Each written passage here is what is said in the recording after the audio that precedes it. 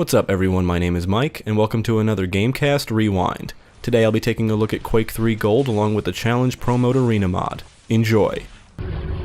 The original Quake is an awesome first-person shooter originally released in 1996, and is still being played by fans today. Even now, it's still a unique game due to its dark fantasy and Lovecraftian aesthetic. The core gameplay will feel familiar if you've played any of the classic Doom games, but Quake's real-time 3D rendering was a breakthrough for the gaming industry. The sequel, Quake II, was released in 1997 and is basically unrelated to the original game, and was the first entry to render the series inconsistent. Gone are the Lovecraft and dark fantasy influences in favor of a more sci-fi theme. It was a complete departure in tone and atmosphere compared to the first game. Still, the gameplay was solid and it became a huge hit. As far as I can tell, Quake II was better known for its multiplayer than single player.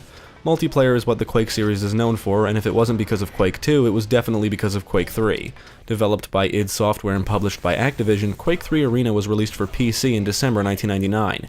Quake III is strictly a multiplayer-focused game. You can set up multiplayer matches against bots if you want to play solo, but that's as far as the single player goes. The expansion, Team Arena, was released for PC in December 2000, and it introduced several new team-based modes among other things.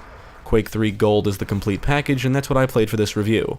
Throughout this video you'll see clips of me playing on both vanilla and Dreamcast maps, thanks to the Dreamcast map pack. I'll also be covering the Challenge ProMode Arena mod, which is designed for serious competitive play, and contains all kinds of changes while managing to keep the core gameplay intact. So let's take a look at Quake III and see how it holds up after all these years. Now, before really getting into this review, I just want to say that I'm well aware of Quake Live. It's an enhanced version of Quake 3, I own it on Steam, and I actually played it back when it was still a browser game. I decided to review that separately if and when I ever get around to it. And I never played the original Quake 3, so I figured that's what I'll play for this review, plus I was able to check out some classic mods. I primarily played Quake III Arena and Team Arena using the Spearmint engine. Spearmint is directly based on IO Quake 3, which is an improved engine based on the Quake 3 source code.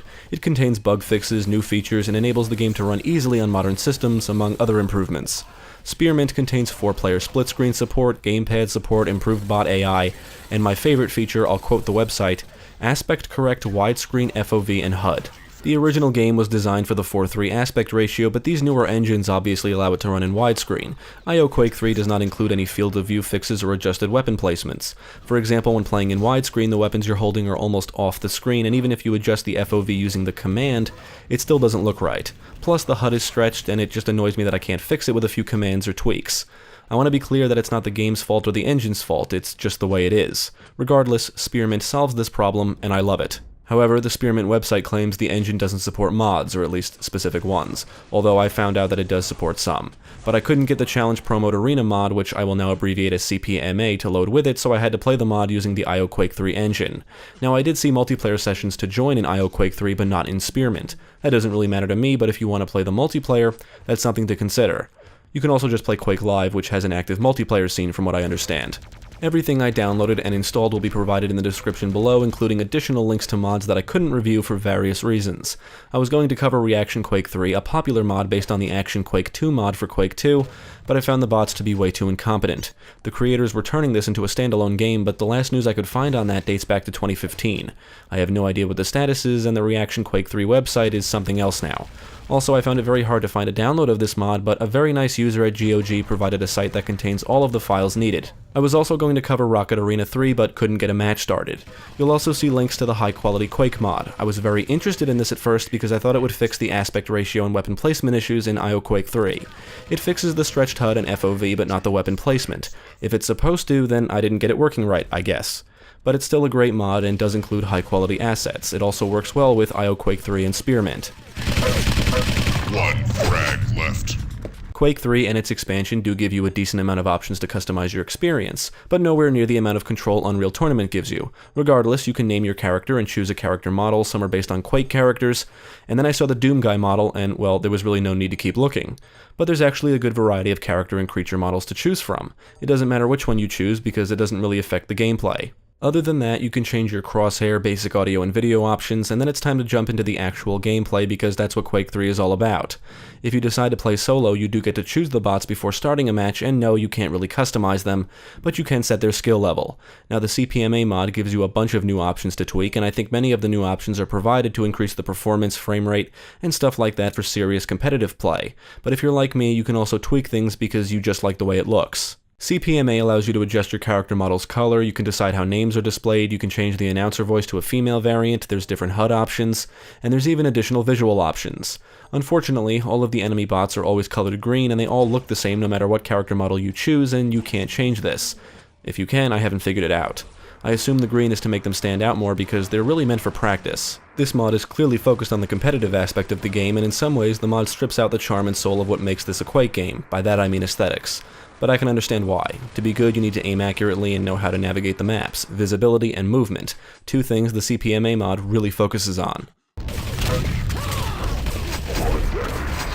The standard bot AI, or at least what's on offer in Spearmint, is actually quite good, but borders on cheap the higher the bot's skill level. Their reaction times can become quite ridiculous to a casual player like me.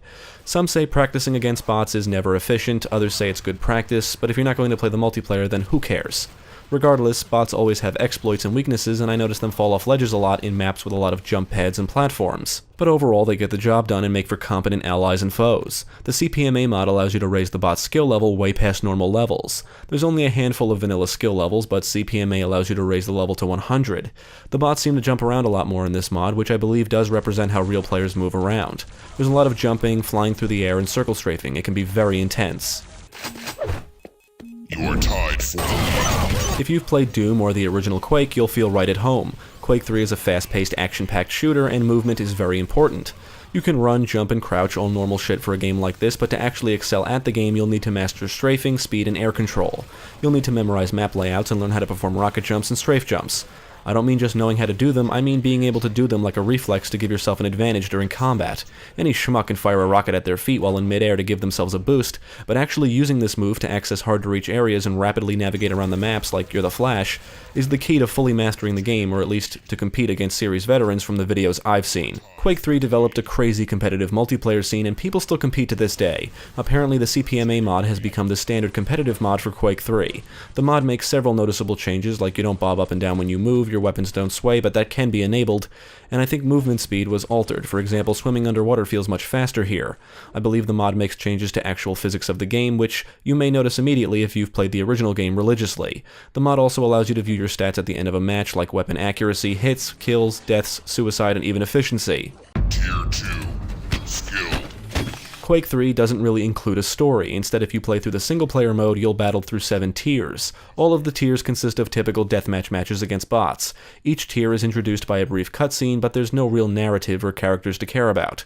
The Team Arena expansion doesn't even include tiers. The single-player has you going from map to map competing against bots in the new game modes. You can earn medals during a match for specific achievements like kill streaks or kill streaks with specific weapons, not getting killed at all, and even accuracy. The real meat of the game is the multiplayer, but you can set up skirmishes against bots. Before starting the match, you can select the game type, how many players are bots, who is on what team, if it's a team-based game type, the time limit, goal limits, all typical stuff for a multiplayer game. The base game includes what would now be considered very basic game types. There's free-for-all, which is just deathmatch. You've also got team deathmatch, capture the flag, and tournament. In team deathmatch, the goal is for your team to score more kills than the opposing team. In capture the flag, you want to bring the enemy team's flag back to your base to score a point. The team with the highest score at the end wins. Tournament is like a duel where you face off against one opponent at a time. Other players or bots will spectate while they wait their turn to face the winner. In addition to these, Team Arena includes all new team-based game types. One flag capture the flag involves 2 teams competing for one flag located at the center of the map. You need to bring it to the enemy team's base to score a point. Overload requires you to destroy the enemy team's skull obelisk to score a point. The skull will slowly regenerate over time when not being attacked. Harvester is my favorite new game type. The objective here is to kill enemies to generate skulls in the center of the map. You then need to collect the enemy-colored skulls and bring them to the enemy base to score points. How many skulls you're carrying determines how many points you will score. The CPMA mod includes several new game types. Huni mode, which I believe is named after the creator, is loosely based on tennis. During the warm-up, you choose a spawn point, and if you don't, one will be randomly generated for you. Apparently, some spawn points give players advantages, and others are less desirable. And the scoring system works just like tennis. I'll be honest, it's not my favorite mode. and it's a 1 vs 1 match, so it's basically a duel with a tennis scoring system. Freeze tag is probably my favorite game type introduced here. The goal is to freeze every player on the other team. You don't kill them, they're actually frozen. If you're frozen, you can spectate the match until you're defrosted. To defrost a teammate, you must stand close to him and move around a little bit for a brief time. Another new game type is Capture Strike, which is a variant of Capture the Flag. Teams take turns on offense and defense, which means the match plays out in rounds, and you score a point by capturing the flag and bringing it back to your base if you're on offense. But the round will end if the defense completely annihilates the other team, because if you die you don't respawn until the next round. The final game type I was able to play is called Not Team Fortress. I had no idea what was going on at first, maybe because I could never get into Team Fortress, but it's definitely a variant of Capture the Flag, and I learned that players are separated into 4 classes, which needs to be customized by the server administrator. I could not play the Clan Arena game type because the mod doesn't come with maps for it, apparently. From what I understand, it's a team-based mode where you start with every weapon and must kill every player on the opposing team. Evidently, this game type pays homage to the Rocket Arena mod. The arsenal in Quake 3 is of your typical Quake variety. You always start with a machine gun and gauntlet. The gauntlet is a melee weapon. You can also acquire a shotgun, plasma gun, grenade launcher, rocket launcher, lightning gun, railgun, and the BFG 10K. My favorite weapons are the plasma gun and railgun. I just love the way the plasma gun feels, and the railgun can kill enemies instantly if they're not wearing armor. It also fires straight, so you really need to have a good aim at high speeds. The Team Arena expansion adds the chain gun, nail gun, and proximity launcher. All of the weapons definitely feel familiar, but they have their moments, and none of them seem useless. The BFG 10K, rocket launcher, and railgun are easily the deadliest weapons in the game, and I think if you can master the use of these, you can really decimate the competition. Quake III Arena comes with a variety of maps, and I actually enjoy a good majority of them. The base maps are small and confined, so matches can be very hectic and intense. The maps introduced in Team Arena are much larger to support the new game types, and honestly, I don't really care for most of them. I found myself running around looking for enemies and objectives more than actually engaging in combat. Many of the maps have a sci-fi feel, some even resemble locations from the Doom series. The maps are littered with skull structures, demonic imagery, fire and lava, tech areas, and some maps are set in what looks like outer space. Now, when it comes to the CPMA maps, there is no universal theme, but they are all really well designed. Now, whether it's vanilla or CPMA maps, there's no shortage of jump pads, ramps, traps, portals that warp you to different areas of the map, health, armor, and weapon pickups, and even power-ups that last for a limited time. If you die with the power-up active, you'll drop it. The haste or boost power-up increases your movement and firing speeds. Regeneration will enable your health to regenerate until it hits 200 points. The battle suit makes it impossible for you to be harmed by splash damage. Invisibility is obvious, and the quad damage is a classic that amplifies your weapon damage, perfect for turning enemies into gibs with one shot. You can also collect items that you can hold onto and use whenever you want, like the personal teleporter and medkit. The teleporter will send you to a random spawn point, and the medkit restores your health. Now, Team Arena adds a whole new roster of power-ups split into 2 categories, power-ups and team power-ups, otherwise known as runes. The regular power-ups include the Kamikaze, which kills the player and damages everyone in the blast radius, and the Invulnerability Shield, which will immobilize you but makes you immune to damage, and it will also reflect projectiles. Runes are always placed around your base, and once acquired, they last until you die. Scout doubles your movement and firing speed. The Doubler doubles the amount of damage you can do. Guard increases your health and armor to 200 points, and it also provides you with health regeneration. Finally, there's the Ammo Regen rune, which regenerates your ammunition. The visuals definitely look dated, but the map layouts, architecture, and texture work are well done. The game looks fantastic in widescreen, especially with the correct HUD and aspect ratio, but even so, there's plenty of little things that still hold up or are still entertaining. Turning enemies into gibs is fun, the death animations are satisfying, and Quake 3 includes muzzle flashes. For some reason they were missing in Quake 2, but they're present in Quake 3, and just make the combat ever so satisfying. The default HUD in general seems pretty large, or at least the text and numbers, and the Team Arena HUD is just obnoxiously big in my opinion. It's like intrusive. The CPMA mod includes a new HUD, and you can even toggle aspects of it on and off, and while it too is a bit on the large side, it is a bit more pleasing on the eyes. On the audio side, the weapons sound powerful, characters rarely speak but occasionally shout things during gameplay in addition to basic grunts and moans. Team Arena includes a bit more dialogue, but the only voice work you'll hear often is the announcer who normally congratulates you when you earn a medal, among other minor things. As for the music, I know there's some rock and electronic tracks, but nothing really stood out to me, at least not like the Quake 2 soundtrack did. On the technical side, the game ran fine using both Spearmint and IO Quake 3. I experienced no frame rate dips, crashes, or serious glitches of any kind. Quake 3 is a multiplayer game, plain and simple. It's a multiplayer game with a very competitive multiplayer scene. However, it does offer a decent single player thanks to competent bots, but who cares about that, right? I do. I'll admit I had fun with Quake 3, but I didn't think Team Arena was all that great. The new game types were okay, but I didn't really care for the new maps. I preferred the tight, confined maps found in the base game. As for the CPMA mod, I think I'm just indifferent towards it. I'm not going to say it's bad because it's not, but I didn't love it. And that's probably because I played against bots. The mod is clearly designed for competitive multiplayer, and that's it. It lacks the Quake charm and soul in favor of emphasizing the gameplay mechanics. That makes sense if you're really into it for the competitive aspects, but I'm not. And it just didn't hold my interest for long. I was mainly excited to see the changes to the bot AI, and they're definitely tougher, but I also felt like I was playing through some kind of Quake 3 simulation, which is not far from the truth.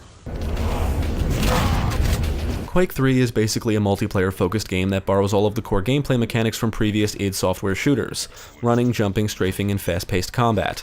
Ultimately, I would recommend it if you enjoy all of that. People do still play this, and there's some great fun to be had here. It's hard not to compare Quake 3 to the original Unreal Tournament because they were competing with each other since they released around the same time. As much as I love id Software and their games, in this case I prefer Unreal Tournament and would recommend it over Quake 3 if I had to pick just one. But Quake 3 is still an excellent shooter, and they just don't make them like this anymore. Thanks for tuning in. I hope this video proved helpful. Stick with GameCast for more quality content, including the latest gaming news, podcasts, let's plays, and even more reviews. Be sure to check out my channel, Gaming Pastime, for new game reviews released every week. My name is Mike, and I thank you for watching.